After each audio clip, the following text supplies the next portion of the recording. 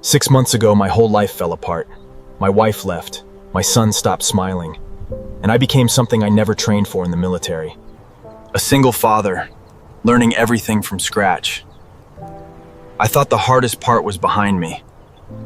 I was wrong. Because the hardest part was learning to let someone in again.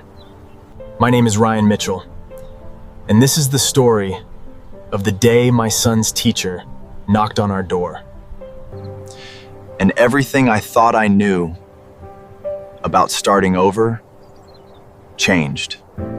It started with a note in Jake's backpack. Mr. Mitchell, please call me regarding Jake's behavior in class. Miss Carter. My stomach dropped. Jake had been quiet since the divorce. Quieter than usual, but behavior problems, that wasn't like him. I called the number that evening, bracing myself for bad news. Mr. Mitchell, thank you for calling, she said. Her voice was calm, warm, not the tone of someone about to scold me. Jake's not in trouble. He just seems sad. I wanted to check in, see if everything's okay at home. Nobody had asked me that in 6 months. Not, is Jake okay? Just, is everything okay? I didn't have an answer. 2 days later, there was a knock at the door. I opened it expecting a delivery. Instead, I found a woman standing there, holding a folder of Jake's schoolwork. Mr. Mitchell, I'm Sarah Carter, Jake's teacher. I was in the neighborhood. I thought I'd drop off some of the work he's missed. I invited her in. Jake's face lit up the second he saw her. The first real smile I'd seen from him in weeks. We talked for almost an hour about Jake, about school, about nothing in particular, really. But it was the first real conversation I'd had with another adult who wasn't asking about the divorce, or offering pity, or comparing my situation to someone else's. Before she left, she paused at the door. For what it's worth, she said, Jake talks about you like you hung the moon. Whatever you're doing, it's working. I didn't tell her that some nights I wasn't sure I was doing anything right at all. A few weeks later, Sarah and I had started talking more. Coffee after school pickup. A phone call here and there. Nothing serious, or so I told myself. Then one afternoon, I overheard her on the phone in the school parking lot, not realizing I was close enough to hear. I know. Everyone at school warned me about him. Recently divorced, still messy, don't get involved. But he's not what they said, Mom. He's... She noticed me and hung up quickly, her face flushing red. I'm sorry, she said. The other teachers, they heard about the divorce, about the affair. People talk. I guess I got warned to stay away from the single dad with the complicated situation. I felt something twist in my chest. Not anger. Something closer to shame. Was that all I was now? A warning label?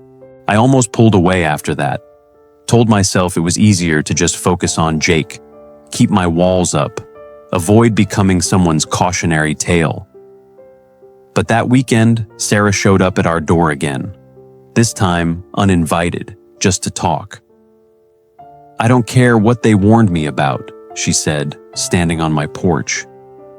I care about what I've seen with my own eyes.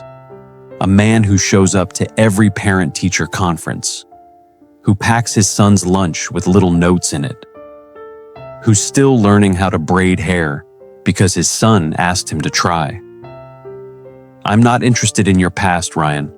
I'm interested in who you are now. I stood there, unsure what to say. 3 years on the border, I had learned how to face danger, but I had never learned how to face someone looking at me like I was worth staying for. That evening, Jake asked me a question I wasn't ready for. Do you like Ms. Carter, Papa? I hesitated. Would that be okay with you if I did? He thought about it for a long moment. The same serious look his mother used to give when she was really thinking something through. "She makes you smile again," he finally said. "You didn't smile a lot after Mom left." Out of the mouths of children comes the truth adults are too afraid to say out loud. It's been 3 months since that knock on the door. Sarah and I are taking things slow. No promises, no rushing.